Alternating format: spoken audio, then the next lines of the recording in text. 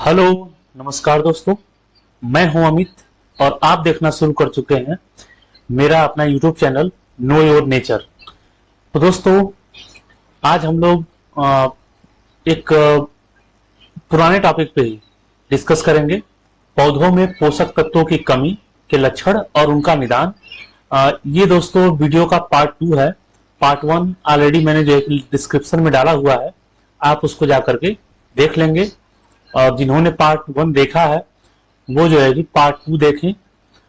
काफी important video है दोस्तों, जैसा कि मैंने आपको बताया था पहले वीडियो में ही कि बहुत ही इंपॉर्टेंट वीडियो है।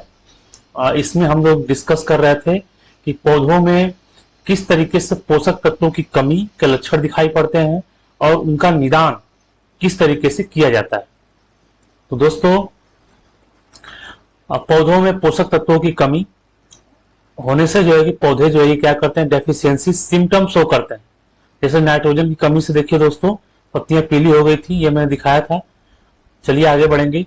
नाइट्रोजन, फास्फोरस, पोटास और सल्फर यानी गंधक, यहां तक हम लोगों ने पढ़ लिया था, यानी कि यहां तक हम लोगों ने देख लिया था। अब हम आगे बढ़ेंगे। अब हम बात करेंगे बोरान की। बोरान काफी महत्वपूर्ण एलिमेंट है और बोरान की कमी से जो है कि क्या दिक्कत आती है, पहले समझेंगे बोरान का कार्य क्या होता है। तो बोरान दोस्तों कोशिका विभाजन एवं कोशिका वृद्धि को प्रोत्साहित करता है। दूसरी बात, कार्बोहाइड्रेट्स को बनाने में महत्वपूर्ण भूमिका निभाता है। साथ ही कार्बोहाइड्रेट्स के स्थानांतरण में योग देता है।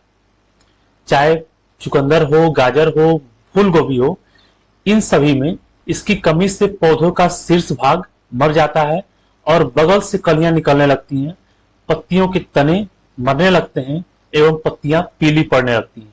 तो ये देख सकते हैं दोस्तों आप लोग, ये गाजर फूल गोभी है और फूल गोभी के जो स्टेम है वो उसमें जो एक खोखलापन हो जाता है, ये बोरान की कमी की वजह से होता है। ठीक है, फसल में बोरान की कमी से उपज बहुत ही कम हो जाता है। और फसल में बोरान डेफिशिएंसी है, बोरान की कमी है, तो फसल बहुत ही कम हो जाता है दोस्तों, फसल की उपज घट जाती है। आगे बढ़ेंगे।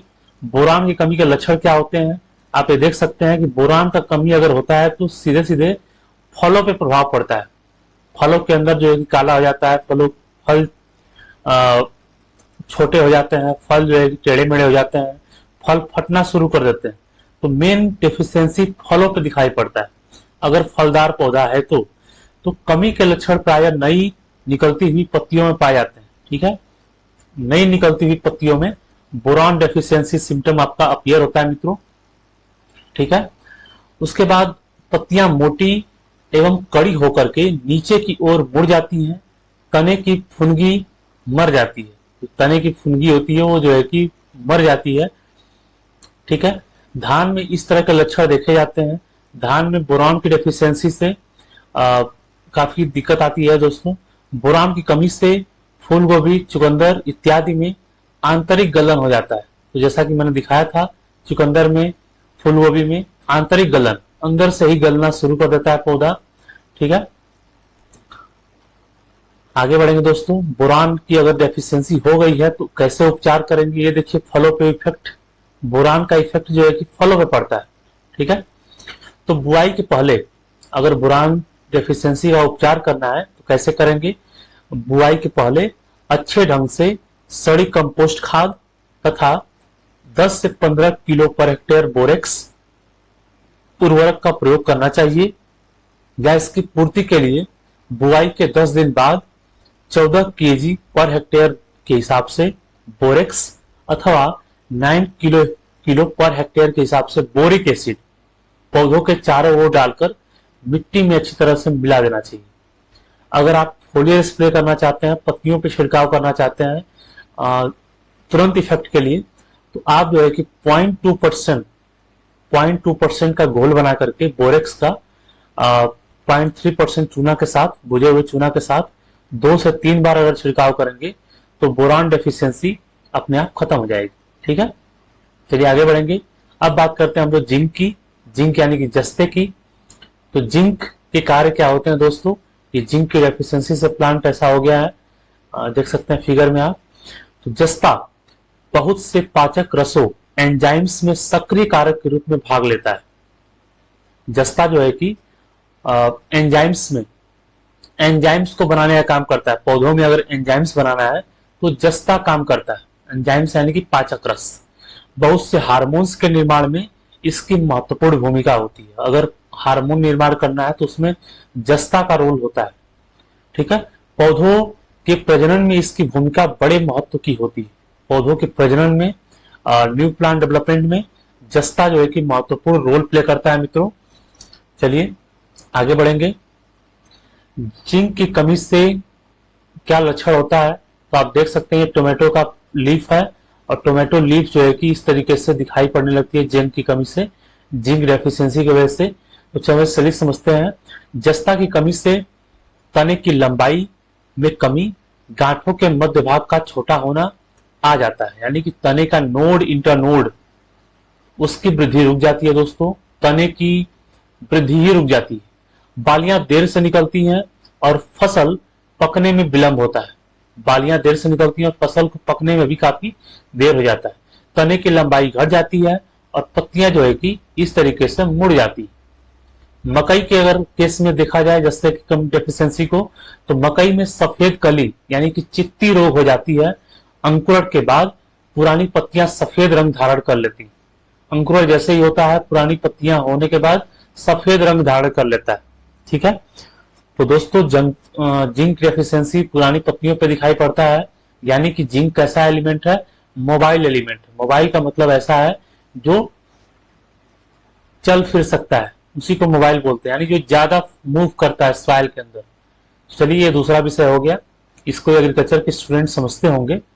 बाकी किसान भाइयों के लिए आगे की बातें हम बताना चाहते हैं कि धान में जिंक की कमी से पत्तों पर लाल भूले रंग के धब्बे आ जाते हैं। जी हाँ दोस्तों, धान की पत्तियां जैसे ही, धान के पौध जैसे ही 35 डे 40 डे के आसपास पहुंचता है तो धान की पत्तियों के ऊपर जो है कि ब्राउन कलर के धब्बे बन जाते हैं।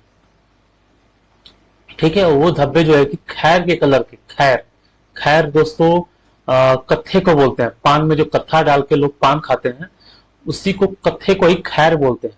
तो कत्था का जो कलर होता है उसी के कलर के जो है कि ब्राउन स्पॉट आ जाते हैं पत्तियों के ऊपर। और उस डेफिशिएंसी को पुराने जमाने में रोग समझा जाता है कि धान के अंदर वो रोग है, तो उसको जो है कि धान के ऊपर खैरा नामक रोग माना जाता था, जिसके वजह से उसका नाम ही पड़ गया खैरा डिजीज। हालांकि ये डिजीज नहीं है, डिसऑर्डर है। खैरा रोग धान में होता है।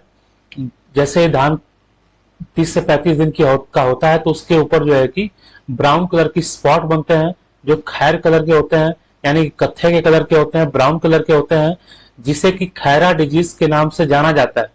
हालांकि वो डिजीज नहीं होता है, वो किसी फंगस की वजह से, किसी बैक्टीरिया की वजह से या किसी एक्टिनोमाइसिटीज या फिर किसी हानिकारक माइक्रो ऑर्गेनिजम्स की वजह से नहीं होता है, बल्कि वो जिंक की डेफिशिएंसी से होता है। ठीक है, इसको YL नैने साहब ने खोजा था। ये जिंक की डेफिशिएंसी से होता है, ये कोई रोग नहीं है। लेकिन आम बोल चाल में जो है कि खैरा रोग के नाम से जाना जाता है, इसीलिए जो है कि इसे खैरा रोग आज भी कहते हैं। ठीक है, और ये क्वेश्चन भी हर एक एग्जाम में जरूर पूछता है मित्रों। हर एक एग्जाम में, कोई भी एग्जाम हो एग्रीकल्चर का, ये क्वेश्चन रहता ही रहता है। ठीक है, इतना कॉन्फिडेंस है मुझे इस क्वेश्चन पे। चलिए, जिंक जस्ता उपचार। जिंक अगर डेफिशिएंसी हो गई है तो कैसे उपचार करेंगे? जिंक की कमी के निदान के लिए बुआई से पहले zinc sulphate 25 kilo per hectare के हिसाब से प्रयोग करें, अथवा इसकी 1% घोल जिसमें 0.25% चूना मिला हो का छिड़काव करना चाहिए। ठीक है दोस्तों, अगर आप सॉइल एप्लीकेशन कर रहे हैं तो सॉइल एप्लीकेशन जो है कि लॉन्ग टर्म इफेक्ट के लिए किया जाता है।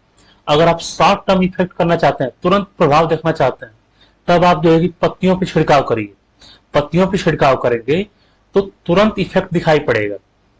अगर आप बेसल एप्लीकेशन करेंगे, सॉइल में एप्लीकेशन करेंगे, तो लंबे समय तक इफेक्ट रहेगा। अगर आप उसी क्रॉप के लिए उपचार करना चाहते हैं जो क्रॉप आपने लगाई हुई है, तब आप जो है कि पॉलिमरेज छिड़काव करिए। फोलियर एप्लीकेशन करिए। ठीक है, तो जिंक सल्फेट यूज कर सकते हैं आप लोग जिंक डेफिशिएंसी के लिए। चलिए अब बात करते हैं लोहा की, यानी कि आयरन की। आयरन का क्या कार्य होता है फसलों के अंदर, पौधों के अंदर? तो लोहा जो है कि साइटोक्रोम्स, फेरिडॉक्सिन व हीमोग्लोबिन का मुख्य अवयव है। ठीक है, साइटोक्रोम, फेरिडॉक्सिन और हीमोग्लोबिन का मुख्य पार्ट आपका लोहा होता है। क्लोरोफिल और प्रोटीन के निर्माण में भी लोहा क्या होता है, सहायक होता है। यह पौधों की कोशिकाओं में विभिन्न ऑक्सीकरण अवकरण क्रियाओं में उत्प्रेरक का कार्य करता है, यानी ऑक्सीडेशन रिडक्शन कार्यों में जो है कि उत्प्रेरक का काम करता है। श्वसन क्रिया में ऑक्सीजन का वाहन करता है। तो ये सब कार्य जो है कि लोहा पौधों में करता है। आइए समझते हैं इसकी कमी हो जाने पे क्या लक्षण दिखता है। तो आप देख सकते हैं यहाँ पे प्लांट पत्ती है और धीरे धीरे लोहे की कमी होती गई है। यहाँ पे थोड़ी बहुत कमी हुई है, यहाँ पे थोड़ा ज्यादा कमी हुआ है, फिर धीरे धीरे सीवियर डेफिशिएंसी हो गई। तो इस तरीके से पत्तियां जो है कि उनकी नसें दिखाई देने लगती हैं और बाकी की पत्तियां जो है कि पीली होती शुरू हो जाती हैं। ठीक है, पत्तियों के किनारे वह नसों का अधिक समय तक हरा बना रहना, पत्तियों का किनारे वाला भाग और नसें अधिक समय तक हरा बना रहता है, बाकी का भाग जो है कि पीला होना शुरू हो जाता है। नई कलिकाओं की मृत्यु हो जाना तथा तनों का छोटा रह जाना।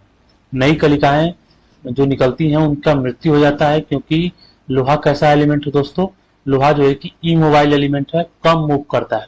ठीक है, तो नई कलिकाओं की मृत्यु हो जाती है तथा तने जो है कि छोटे रह जाते हैं। धान में लोहे की कमी से क्लोरोफिल रहित पौधा होता है, पौधे की वृद्धि रुक जाती है। धान के में लोहे की कमी हो जाने से क्लोरोफिल नहीं बन पाता है और धान जो है कि क्लोरोफिल नहीं बनेगा तो कैसा हो जाएगा, येलोइश हो जाएगा, पीला हो जाएगा और पौधे की वृद्धि रुक जाती है। ठीक है, तो लोहे की कमी की बात हो गई। अब बात करते हैं हम लोग कैल्शियम की। अब लोहा की पूर्ति अगर करना है दोस्तों तो आयरन एलिमेंट का यूज करिए। आयरन एलिमेंट मार्केट में आते हैं, उनका यूज करिए, माइक्रो एलिमेंट का यूज करिए, या फिर FIM वगैरह या फिर गोबर की खाद वगैरह का आप यूज करेंगे तो इस तरीके से लोहे के डेफिशिएंसी से आप बच जाएंगे।